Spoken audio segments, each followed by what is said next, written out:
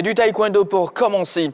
Nouvelle médaille pour Sissé-Sheikh au Grand Prix de Manchester. Sissé-Sheikh Salah enchaîne avec de bonnes performances.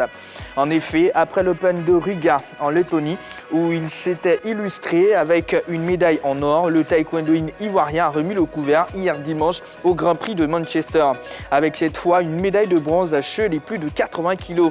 Travailler dur pour mon pays et hisser haut le drapeau ivoirien, c'est l'objectif que je me suis toujours donné, a écrit Sissé-Sheikh Salah sur sa page officielle Facebook. BAL 2023, l'ABC file au deuxième tour.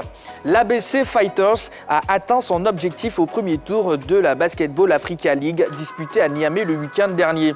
En effet, le représentant ivoirien à cette compétition a réalisé un parcours sans faute dans le groupe A avec 3 victoires en autant de sorties. Konaté Stéphane et ses coéquipiers ont battu respectivement le Stade malien 66-54, l'AS Nijlek 81 à 56 et l'Élan Coton BBC 89-56. Sur l'ensemble des rencontres, l'ABC a eu la meilleure attaque avec 236 points marqués, soit 78,6 points inscrits par match. Arts martiaux. 2 grands maîtres attendus à la Mantis Night 2022. Dans le cadre de la 10e édition de sa semaine internationale des arts martiaux dénommée Mantis Night 2022, prévue du 29 octobre au 5 novembre au Parc des Sports de Treichville, l'association Mantis ivoirienne a dévoilé son programme d'activité. Plusieurs experts d'arts martiaux viendront partager leur expérience avec les apprenants durant une semaine.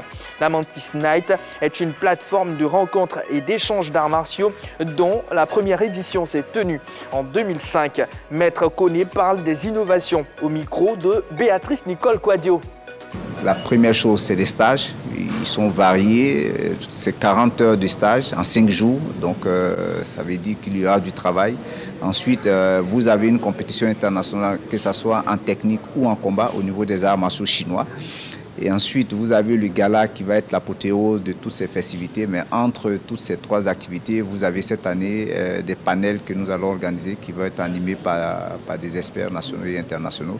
Donc, ils vont partager en fait leur idéal de vie au niveau martial, mais aussi au niveau de leur vie professionnelle et de leur vie tout court. Donc, ils vont partager cet idéal-là avec les plus jeunes. Nous avons une dizaine de pays invités, la France, la Belgique.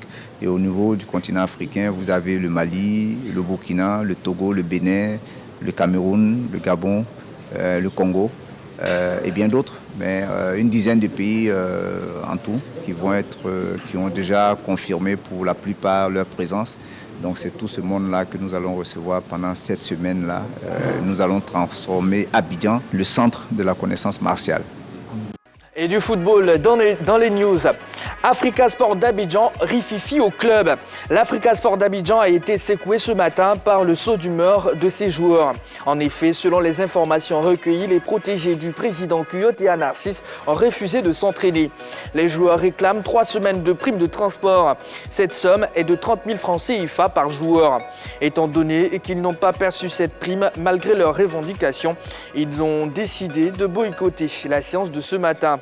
Aux dernières nouvelles, les dirigeants de l'Africa ont entamé des discussions pour régler le problème.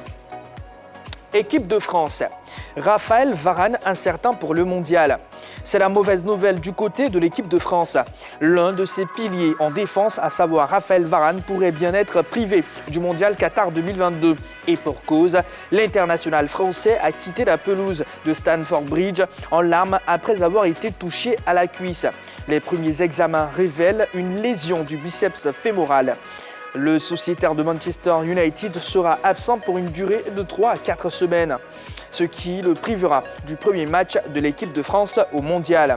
En dépit de cette situation malheureuse, le sélectionneur Didier Deschamps va-t-il prendre le risque de convoquer Varane, sachant qu'il ne sera pas prêt pour le rendez-vous?